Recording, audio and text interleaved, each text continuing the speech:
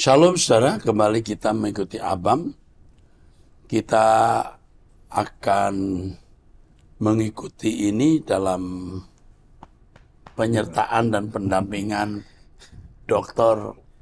Alvin. Mari, Pendeta Dr. Alvin. Ya. Dari seorang pria usia 31 tahun, mahasiswa teologi Jemaat GSKI MAG. MAG. Shalom Pak Erastus, saya tertarik dengan setiap pengajaran yang Bapak sampaikan baik secara onsite di ibadah minggu maupun melalui Abam dan Truth.id. Sebelumnya saya seorang jemaat di salah satu gereja karismatik, namun setelah pandemi saya merasa iman saya tidak bertumbuh di gereja tersebut karena khotbah yang disampaikan hanya UUD atau ujung-ujungnya duit. Sampai akhirnya saya mencoba untuk datang di ibadah sore di Mall Atra Gading.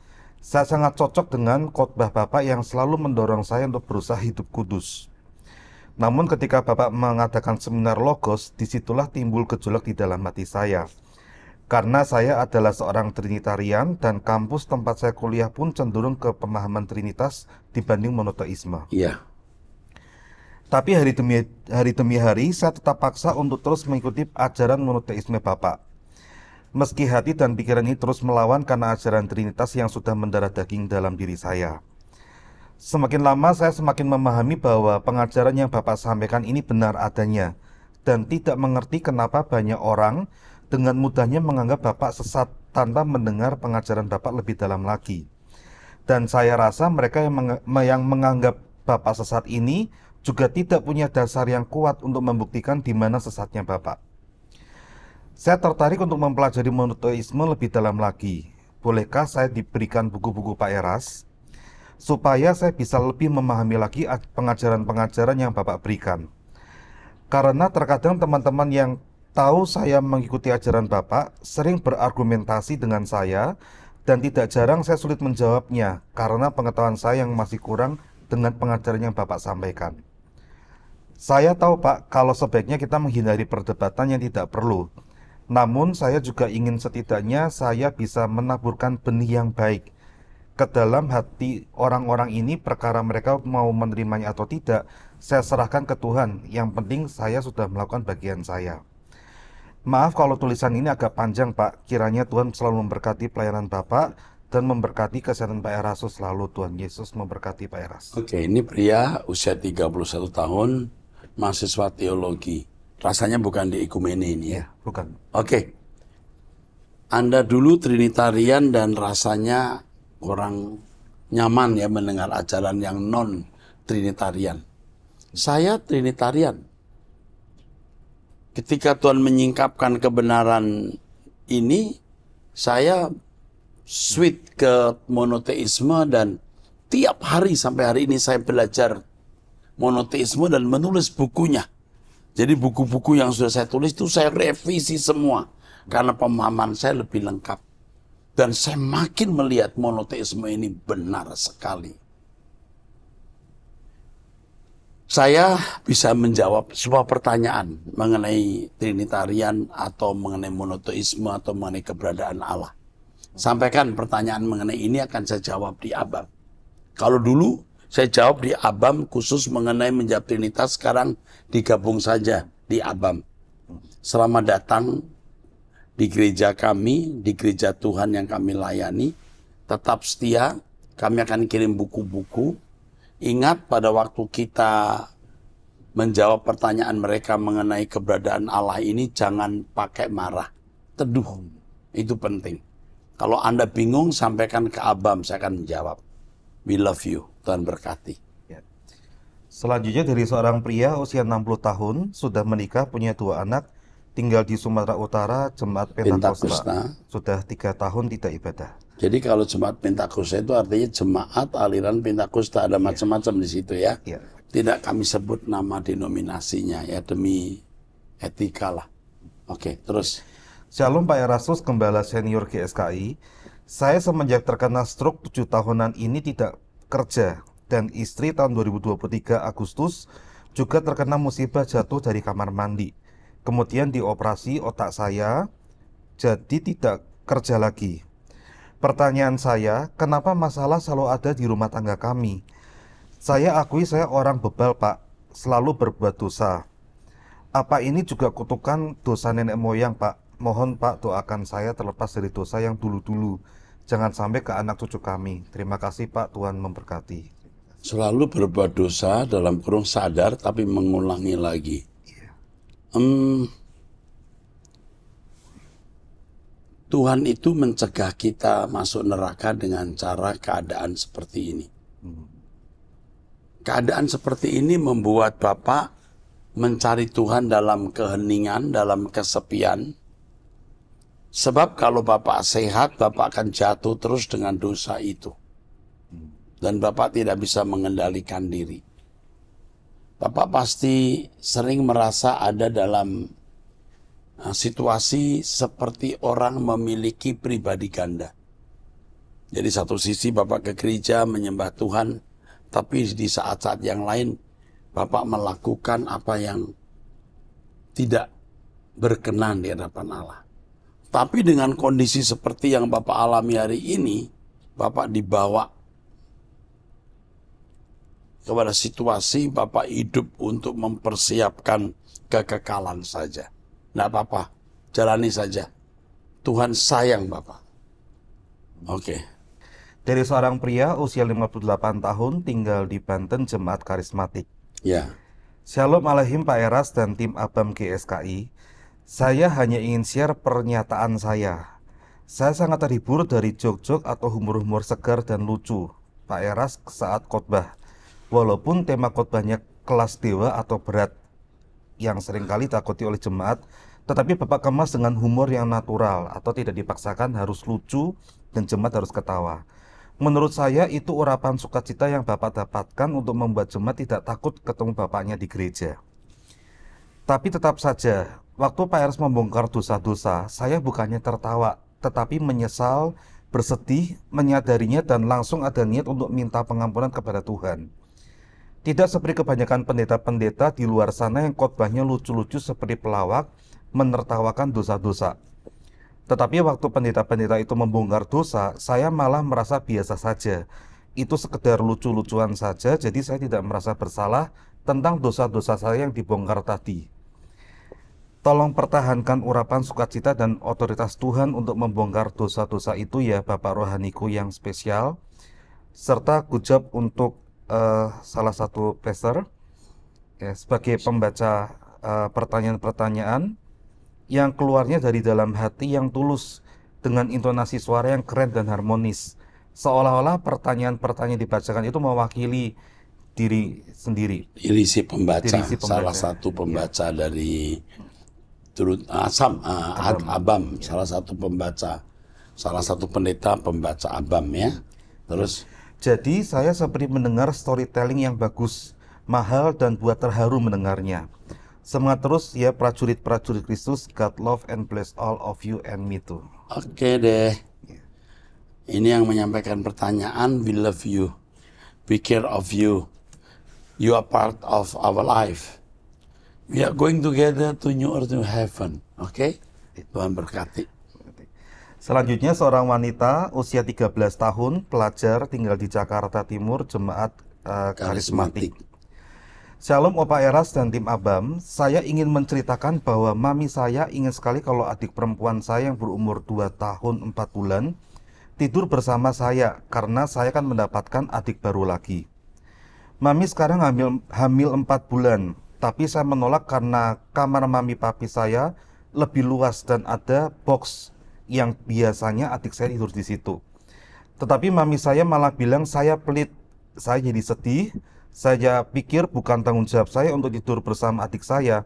Dan menurut saya kan ada papi saya yang bisa mengurus bergantian dengan mami saya. Pertanyaan saya, apakah itu termasuk melawan orang tua atau tidak ya Opa? Kalau biasa di Barat, yang sekarang juga dibiasakan di Indonesia, kalau anak sudah usia di atas 1,5 tahun, 2 tahun itu bisa tidur sendiri. Kalau adik kamu bisa tidur sama kamu, itu bagus. Bagus sekali. Kamu membalas kebaikan orang tua. Kamu kan hadiah untuk orang tua dari Tuhan. Kalau kamu menuruti perintah orang tua ini, kamu jadi hadiah yang bagus untuk orang tua dan kamu menjadi kesukaan hati Tuhan. Terus, Saya merasa bahwa itu termasuk seperti melawan orang tua. Tapi pada saat yang sama, saya tidak ingin tidur bersama adik saya dan saya tidak enak untuk menolak. Saya juga baru merasa senang untuk bisa mempunyai kamar sendiri. Bolehkah saya menolak adik saya untuk tidur bersama saya? coba kamu tidur bersama dulu dengan adik kamu. Itu memang kamar kamu, bukan kamar adik kamu sendiri. Tapi kamu memberi tumpangan. Tahu juga kamar itu milik orang tua sebenarnya, bukan milik kamu. Iya kan? Oke. Ya. Saya juga seperti merasa mami dan papi saya seperti ingin melepaskan tanggung jawab adik perempuan saya kepada saya. Oh enggak melepaskan karena memang sudah saatnya anak-anak tidur sendiri tanpa orang tua demi mendewasakan anak-anak. Begitu, nak. Terus. Terima kasih Opa Era setelah membaca chat saya ini.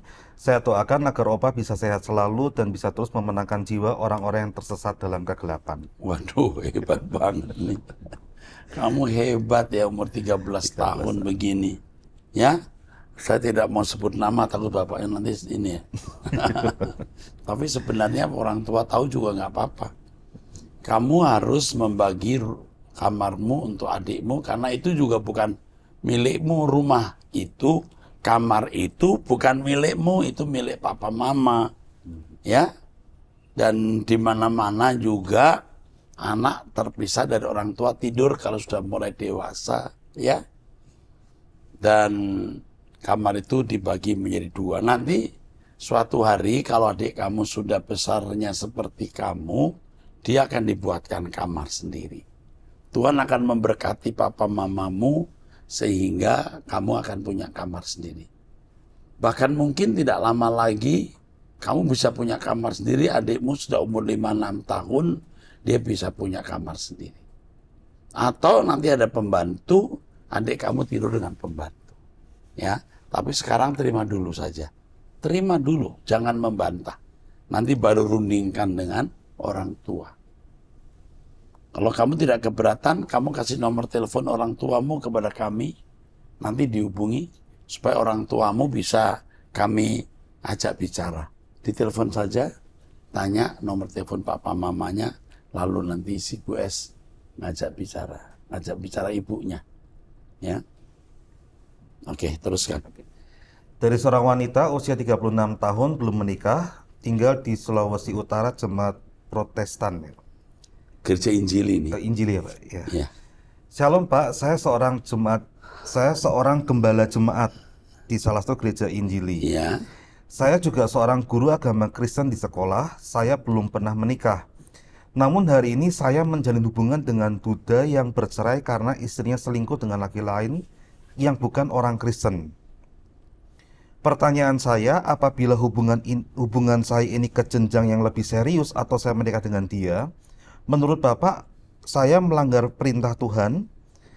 Namun apabila hal ini dibolehkan, hal-hal apa yang bisa saya lakukan untuk memastikan kalau Tuhan berkenan dengan keputusan yang saya buat? Terima kasih Tuhan memberkati. Kalau seorang istri selingkuh dengan pria lain, itu belum tentu 100% kesalahan istri. Istri yang berselingkuh karena tidak mendapatkan perhatian, perlindungan, kasih sayang dari suami, sangat besar. Sama dengan kalau suami berselingkuh, bukan berarti 100% kesalahan suami. Istri yang tidak melayani, istri yang judes. Jangan menikah dengan pria atau wanita yang, maksudnya jangan mudah menikah dengan orang yang pernah menikah dan cerai hidup. Menurut saya kamu sebagai hamba Tuhan, gembala lagi, tidak menikah dengan pria yang cerai hidup. Buat saya 100% mutlak kamu salah kalau kamu menikah dengan pria ini. Hanya karena kamu sudah usia 36 tahun. Kamu akan menyesal. Kamu akan menyesal. Lebih baik kamu tidak menikah. Atau menunggu ada seorang pria yang rohani, yang tidak memiliki latar belakang cerai dengan istri. Saya tidak mengatakan bahwa pria yang sekarang bergaul dengan kamu itu pasti punya salah juga, belum tentu juga. Mungkin dia tidak punya salah, dia pria baik-baik, tetapi reputasimu menikah dengan pria yang sudah punya istri itu bisa merusak masa depan pelayananmu. Dia punya keluarga, istrinya pernah keluarga, punya teman-teman dan lain-lain, lagi pula kamu di satu daerah. Ya, yang itu juga orangnya yang saling mengenal. Kalau menurut saya, kalau saya jadi kamu, saya tidak akan menikah dengan pria itu. Itu saja jawaban saya. Baik. Dari seorang wanita usia 20 tahun, belum menikah, tinggal di Banten, jemaat GSKI. Kru. GSKI, Kru. Ya, gitu ya. Halo Om Eras, saat ini saya baru menjalani usaha di mana saya juga harus melakukan penjualan dan pemasarannya.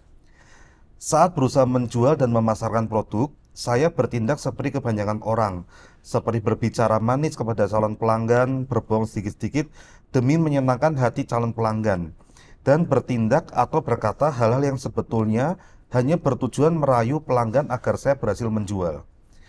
Hal yang ingin saya tanyakan adalah, apakah saya berdosa Om melakukan hal-hal tersebut sebagai seorang pengusaha? Seperti berbohong kecil-kecil, melebih-lebihkan manfaat dari membeli produk saya, berkata manis supaya calon pelanggan senang yang merupakan tuntutan pekerjaan. Di mana sebenarnya hal tersebut hanyalah salah satu trik dalam menjual dan diajarkan juga dalam ilmu bisnis. Ditambah lagi tidak merugikan pelanggan. Nanti dulu. Semua bentuk kebohongan itu merugikan. Misalnya barang ini bisa rusak dalam 3 tahun, tapi you bilang ini 5 tahun juga belum apa-apa. Itu bohong. Nah sekarang jenis bohongnya di mana saya tidak tahu. Tetapi coba kamu dengar Roh Kudus. Apa yang patut kamu ucapkan, apa yang tidak. Kalau kamu sungguh-sungguh minta pimpinan Roh Kudus, kamu akan bisa mengucapkan apa yang tepat. Dan itu tidak membuat barang kamu tidak terbeli. Kau percaya kuasa Tuhan. Kau percaya berkat Tuhan. Pasti turun atasmu. Kalau itu bagianmu. Tidak usah pakai tipu daya. Terus tentu perilaku tersebut hanya saya terapkan saat menjual, tidak dalam kehidupan pribadi sehari-hari. Kebenaran firman Tuhan harus menerangi seluruh hidup kita. Kita tidak bisa berkata, berbicaralah jujur di gereja, lalu di tempat pekerjaan tidak apa-apa kalau menipu karena kita pedagang.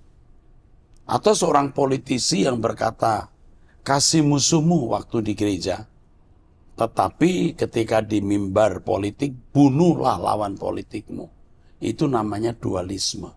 Dan Tuhan tidak mengajarkan itu. Kita tidak pernah ada di daerah netral. Kita selalu di daerah di mana Tuhan menjadi Raja Tuhan atas seluruh wilayah hidup kita. Apabila berdosa, apa yang harus saya lakukan Om agar saya bisa berbisnis dalam kekudusan dan sesuai kehendak Bapa? Saya sudah menyampaikan itu. Mohon pimpinan Roh Kudus. Dan biar terang firman Tuhan, etika kesucian itu mewarnai seluruh wilayah hidup kita. Baik. Mohon beneran Om, saya bingung apakah itu dosa atau tidak. Thanks Om, Tuhan Yesus memberkati. Oh bingung, udah saya jelaskan itu. Iya. Oke, Oke. teruskan. Selanjutnya dari seorang pria usia 45 tahun, sudah menikah, punya 3 orang anak, tinggal di Sumatera Utara, jemaat karismatik. Ya, Shalom Pak Pendeta, saya sangat senang dan terinspirasi oleh pengajaran dari Pak Eras. Saat ini saya merasa sangat dibangkitkan oleh pengajaran Pak Eras, karena banyak hal luar biasa yang disingkapkan, termasuk perihal logos yang semakin membawa kita pada pengajaran yang luar biasa. Saya sudah menikah selama 18 tahun Pak. Pekerjaan kami berpindah-pindah. Jika bekerja di situs, namun saat ini saya sudah bekerja di kantor pusat perusahaan. mutasinya dan rotasinya setiap 3-4 tahun. Iya. Ya, Saya ingin bercerita tentang tahun 2011 lalu. Saya bekerja di suatu tempat di luar provinsi. Pada saat itu istri saya sering tinggal di rumah mertua di kota karena harus membawa anak saya rutin berobat. Pada saat itu ada dosa yang saya lakukan. Saya sempat melirik wanita lain, seorang janda, sempat meminta nomor telepon dan sempat bertemu 1 kali. Namun kami tidak pernah berhubungan badan. Setelah kenal sekitar 1 bulan, saya akhirnya sadar bahwa hal ini tidak baik dan ternyata dia bukanlah wanita yang baik. Lalu saya hentikan komunikasi dengan wanita tersebut, bahkan menghapus nomor teleponnya dari daftar kontak saya. Permasalahannya beberapa hari lalu, saya berterus terang kepada istri saya bahwa saya pernah melakukan hal yang tidak baik pada tahun 2011. Namun istri saya sangat kecewa. Saya meminta maaf kepadanya sampai saya menangis dan mencium kakinya, serta saya memohon ampun kepada Tuhan. Namun karena kecewanya, dia malah tidak tidur di rumah saya dan pergi ke hotel, dan dari pengakuan dia bertemu dengan mantannya yang sekarang sudah menjadi muslim. Saya tidak tahu apakah mereka menginap bersama atau tidak. Kalau di hotel ya pasti ada yang tidak beres. Terus Saya meminta maaf kepada istri saya, namun dia tidak menerimanya. Dia malah memaksa saya untuk menelpon wanita itu kembali dan mengatakan bahwa wanita itu bukan wanita yang baik. Karena ternyata istri saya langsung mencari tahu tentang wanita tersebut. Dan malah wanita tersebut mengatakan hal yang tidak benar. Mungkin wanita tersebut ingin mencari kesempatan. Bagaimana tindakan yang harus saya lakukan, Pak? Jika saya mengikuti istri, saya takut malah semakin rumit karena sekarang wanita tersebut sudah menikah. Saya takutnya malah menghadapi hal-hal yang tidak baik. Apa yang harus saya lakukan, Pak? Tolong bantuan sarannya, Pak. Tuhan memberkati Bapak dan tim Abam. Tetapi jika tidak saya ikuti istri saya malah ingin bercerai, Pak. Tolong bantu saya, Pak. Terima kasih. Tuhan memberkati. dari dulu saya menentang kalimat keterbukaan awal dari pemulihan. Itu benar-benar bodoh. Karena tidak semua orang bisa atau mampu menerima kenyataan.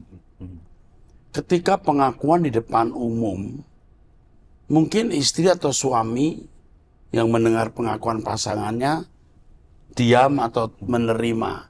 Tapi ada saat-saat di mana ia akan diingatkan terhadap apa yang dilakukan pasangan hidupnya dan itu menimbulkan dendam, kebencian. Lagi pula apa yang sudah terjadi jika diakui di hadapan Tuhan dan minta ampun. Tuhan sudah mengampuni. Tuhan menghapus. Yang penting jangan melakukannya lagi. Jadi keterbukaan awal dari pemulihan itu salah. Itu melanggar firman. Karena Allah mengampuni, Allah melupakan. Kecuali dia tidak bisa meninggalkan dosa itu lalu perlu bantuan pasangan hidupnya untuk ikut mengambil bagian. Ini belum melakukan jauh. Dengan janda itu sudah menghadapi kenyataan ini. Yang kamu lakukan untuk pria ini, diam dan mencari Tuhan. Karena istrimu itu sangat tidak dewasa. Sangat tidak dewasa. Istrimu itu egois. Egosentris, egosentrisnya kuat. Ya, atau bisa juga sombong, congkak dan tidak mau mengerti orang lain. Kamu jujur malah dia marah. Ini wanita macam apa ya? Saya kira wanita ini sudah terlalu dimanja oleh keadaan. Entah oleh orang tua, oleh kamu sendiri. Tidak dewasa sama sekali. Ketemu mantan pacarnya di hotel. Waduh, ini sudah kejahatan kalau menurut saya. Tetapi saya tidak mau panas-panasi kamu. Supaya kamu tahu bahwa istrimu sakit. Udah, sakit rohaninya. Kamu malah nggak sakit. Ataupun sakit tetapi tidak parah. Mau menghentikan hubungan dengan janda itu tanpa sampai hubungan badan. Janda itu ternyata wanita tidak baik. Dan mungkin juga memberi masukan yang salah kepada kepada istrimu. Supaya dendamnya kepada kamu terpuaskan. Karena kamu meninggalkan dia. Hanya Tuhan yang bisa menolong kamu. Kamu diam mencari Tuhan bersama saya. Udah cukup. Biar Tuhan yang hajar orang-orang yang tidak patut untuk dibelas kasihani. Ya, cukup. Kamu ikut saya aja. Doa pagi, jam 5 pagi, doa puasa, mendengarkan Truth.id. Hanya Tuhan yang bisa tolong kamu. Jangan sekali-kali kamu marah, kamu membalas kejahatan dengan kejahatan, dan jangan berpikir cerai. Kasihan anakmu. Oke? Ada anak ya? Tidak dijelaskan, Pak. Jelas, oke. Tuhan berkati. Cukup, teruskan. Selanjutnya dari seorang pria usia 59 tahun sudah menikah, memiliki 4 orang anak, tinggal di Maluku Utara, jemaat karismatik ya Pak ya? Ya, di Tobelo ya. Di Tobelo ya. Puji Tuhan, saya boleh bertemu Bapak Pendeta Era Susabdono waktu KKR dan seminar di gereja tersebut bulan Juni 2019. Pertanyaan saya, sejak 2019 saya ikuti Suara Kebenaran lewat truth.id dan sekarang saya mau melayani Tuhan bersama GSKI. Bagaimana caranya? Lewat proses sekolah kehidupan, karena istri sakit gagal ginjal kronis, sudah cuci darah di Manado sejak Juli 2019 dan sekarang sudah kembali ke Tobelo karena rumah sakit di Tobelo sudah ada alatnya. Masalahnya semua yang kami miliki sudah habis, tinggal rumah.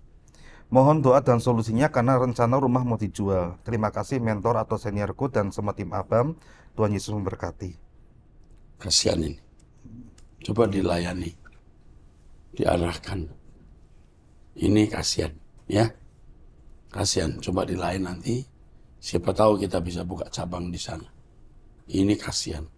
Istri, ini cuci darah pasti. Iya. Cuci darah ini.